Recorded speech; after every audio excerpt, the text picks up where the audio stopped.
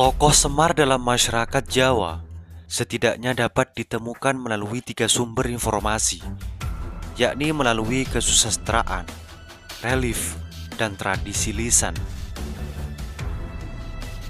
Dalam jurnal yang ditulis oleh Catur Nugroho, asal-usul mitos tokoh Semar, eksistensi dan esensinya bagi masyarakat Jawa, mengatakan bahwa tokoh Semar pertama kali disebut dalam kitab Sudamala pada abad ke-15 yang menunjukkan keberadaannya sejak zaman Majapahit. Bahkan jauh sebelum era Majapahit juga disebutkan dalam kitab Gatotkaca Sraya, juga menggambarkan tokoh Semar pada abad ke-11.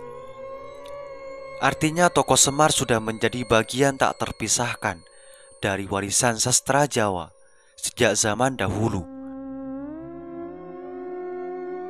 Relief pada Candi Jago dan Tegowangi juga menggambarkan tokoh Semar dalam masyarakat Jawa.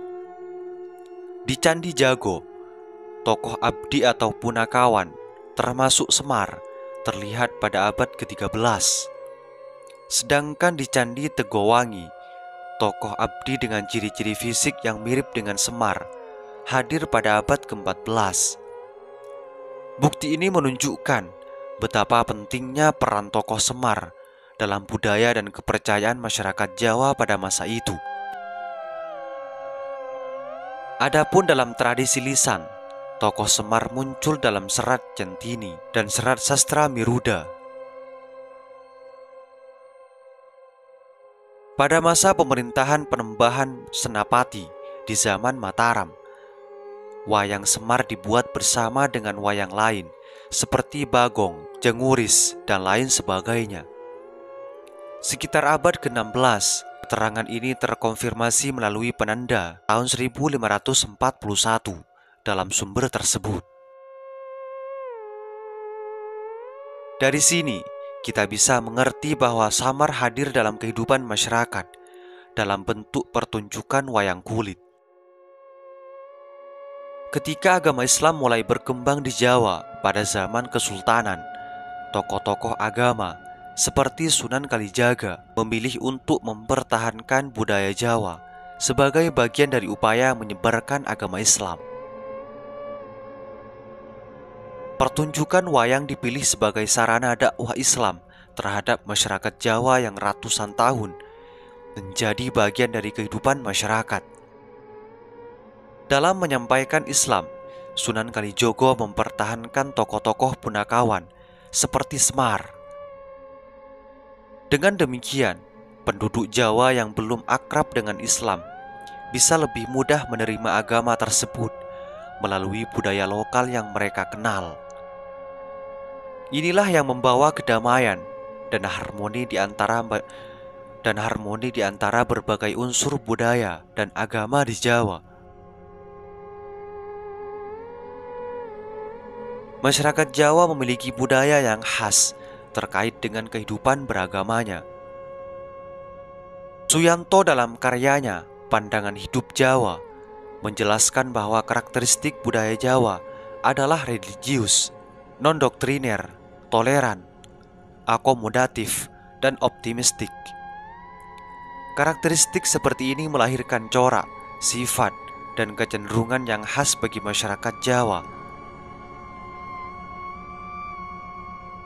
Dalam artian, percaya kepada Tuhan Yang Maha Esa sebagai Sangkan Paraning Dumadi dengan segala sifat dan kebesarannya, bercorak idealistis, percaya kepada sesuatu yang bersifat imaterial, bukan kebendaan, dan hal-hal yang bersifat adikodrati atau supernatural, serta cenderung ke arah mistik, lebih mengutamakan hakikat daripada segi-segi formal dan ritual, mengutamakan cinta kasih sebagai landasan pokok hubungan antar manusia,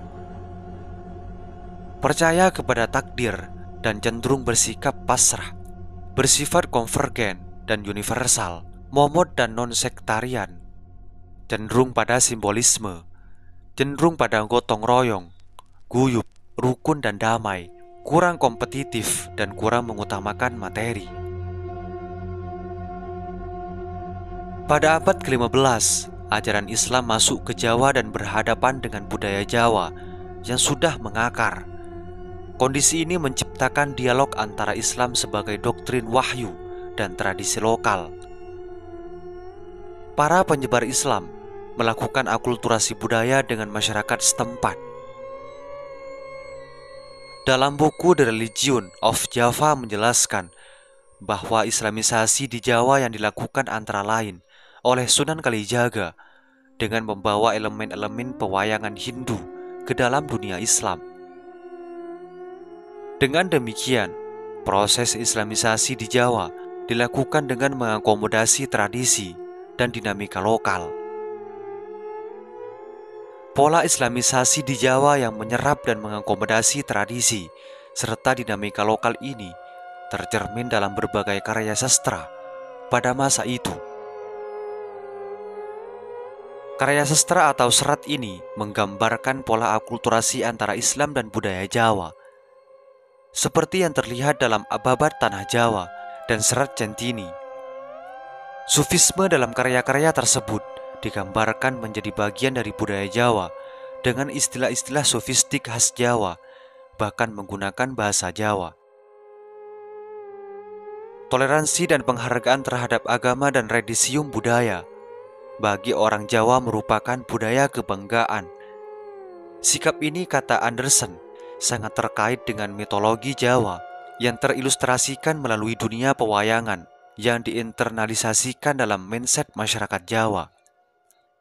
Melalui wayang, terdapat berbagai sosok yang merepresentasikan keunikan pribadi masyarakat Jawa. Sosok Sabdo Palon merupakan simbol bagi masyarakat Jawa bahwa untuk menjadi Islam tidak harus menghilangkan tradisi lokal. Islam tradisi lokal bisa berjalan harmonis secara substantif tanpa harus meniadakan satu dengan yang lainnya. Semoga bermanfaat.